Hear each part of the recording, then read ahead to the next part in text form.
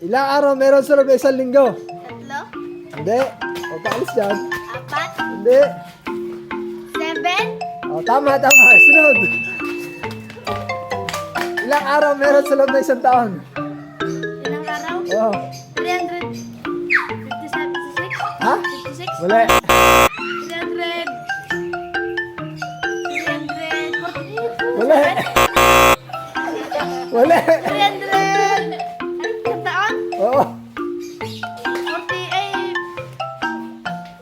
hindi ko alam. Ano hindi mo alam?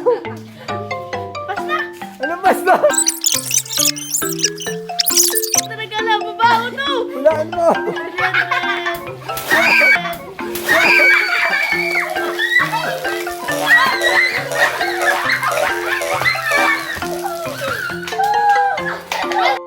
Oh, English na lang ka. Ano, English na lang ka. Sige, English na lang ka.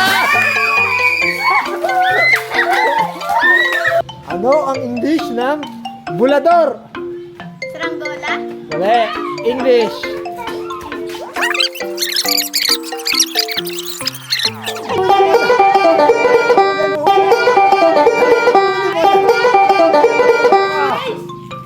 Mula.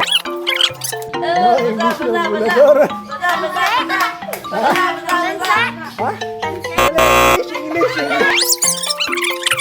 Ano ang English ng bulador o saranggola? Ano? Bulador o saranggola? Ano lang, madali lang daw ang English. Ano ang English?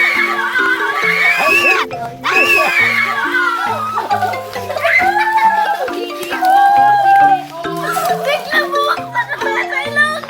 Ang sagot is,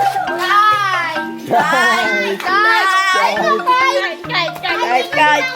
Kung wala kang kapatid, kaano-ano mo ang nag-iisang anak ng magulang mo? Isang anak ng magulang ko. Oo. Paulit nga, maniko. Kung wala kang kapatid, kaano-ano mo ang nag-iisang anak ng magulang mo? Pinsan. Kung wala kang kapatid, kaano-ano mo ang nag-iisang anak ng magulang mo? Sandal! Pinsanin. Mali! Kung wala kang kapatid, kaano-ano mo ang nag-iisang anak ng magulang mo? Ako. Yan, tama!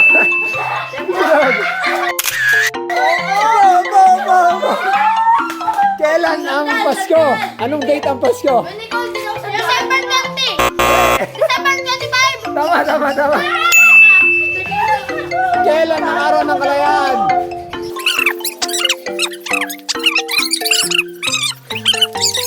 Kailan ang araw ng kalayaan? Kailan ginugunita ang araw ng kalayaan?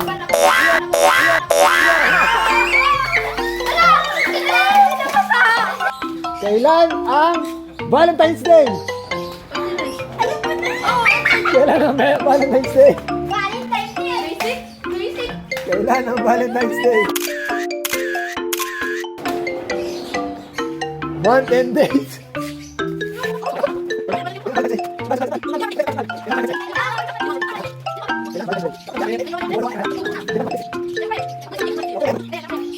Ginuwalin nga yung kunin. Mali niya.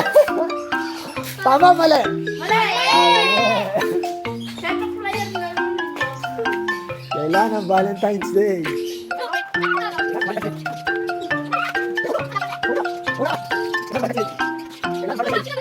Kailan ang Valentine's Day?